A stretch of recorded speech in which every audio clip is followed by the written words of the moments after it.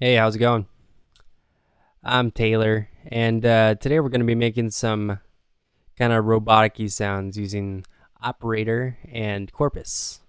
So right now I have a sub bass just loaded in here.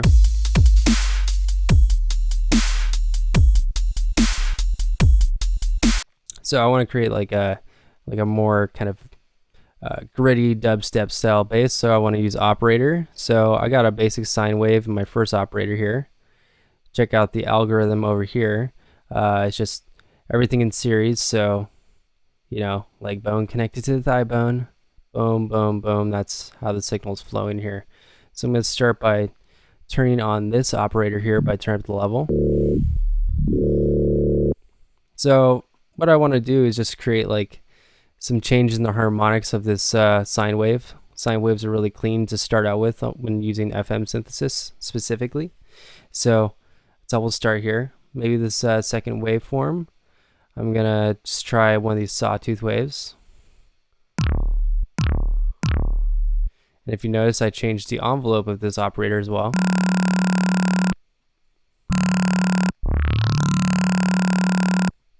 So one little trick I like to do is I like to turn this peak up, or the initial peak up all the way, kind of dip this down here.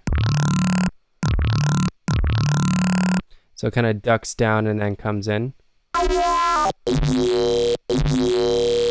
Kind of immediately gives you that kind of really gritty, kind of dubby style bass. We can go on top of that and then add another operator to modulate this guy. That modulates this guy.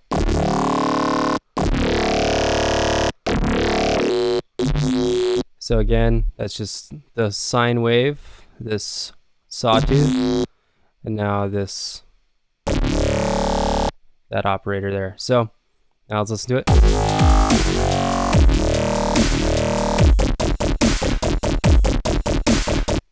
All right, let's get one more little piece before we add on the kind of glaze on top of it. Put a little pitch envelope on there. Turn on the pitch envelope section with that little button. Turn up the pitch envelope amount. Just want to decrease this decay time for something very short. Turn up the peak.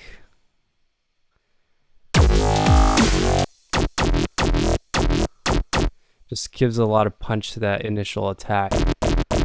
None with it. Fine tune to your tastes. And also, this technique can be applied to not just gritty Reese style sounds, but pretty much anything. So now going on to the effects, load up the Corpus, go into audio effects, find Corpus. So from the get-go, we have all of our different resonator styles. The two we're going to be focusing on today is pipe and tube. Those sound the best with bass style synths. So that's what it sounds like right now. Turn on tube.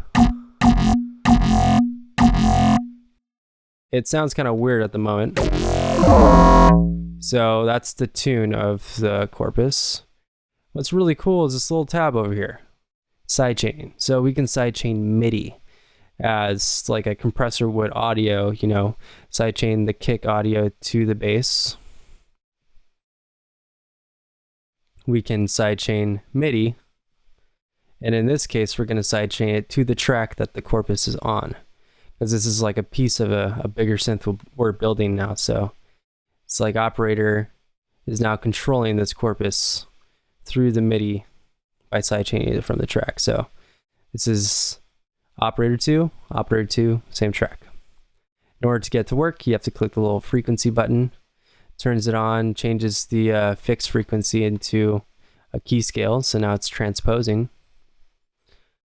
Also, you get a couple other functions. When you're playing chords, you're going to want to choose low, so that chooses your fundamental frequency, so lowest note. And last is what we're going to want to use if it's monophonic sound. This little bottom tab here, off decay.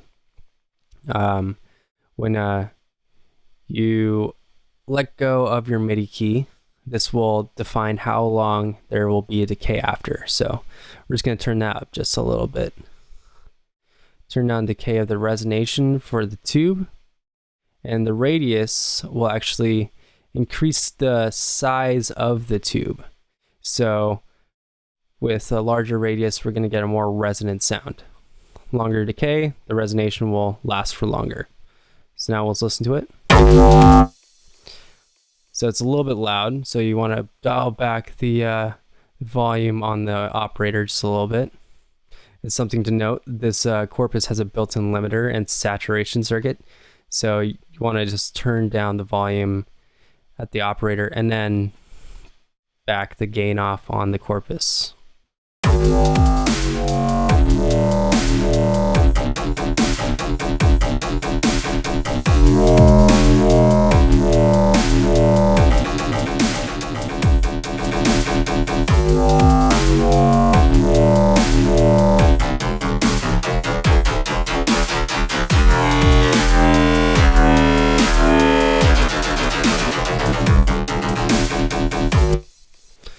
So yeah, automatically that kind of is giving us that space.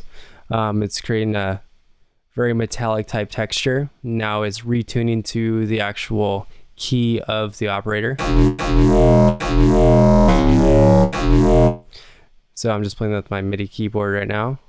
Turn off the Corpus, see how it sounds.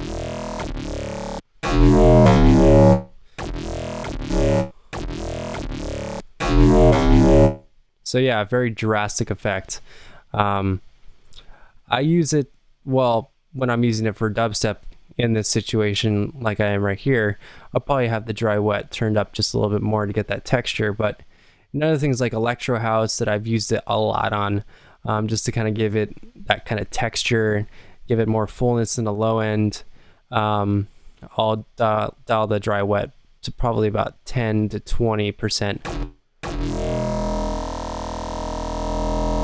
Just gives a little hint of that flavor.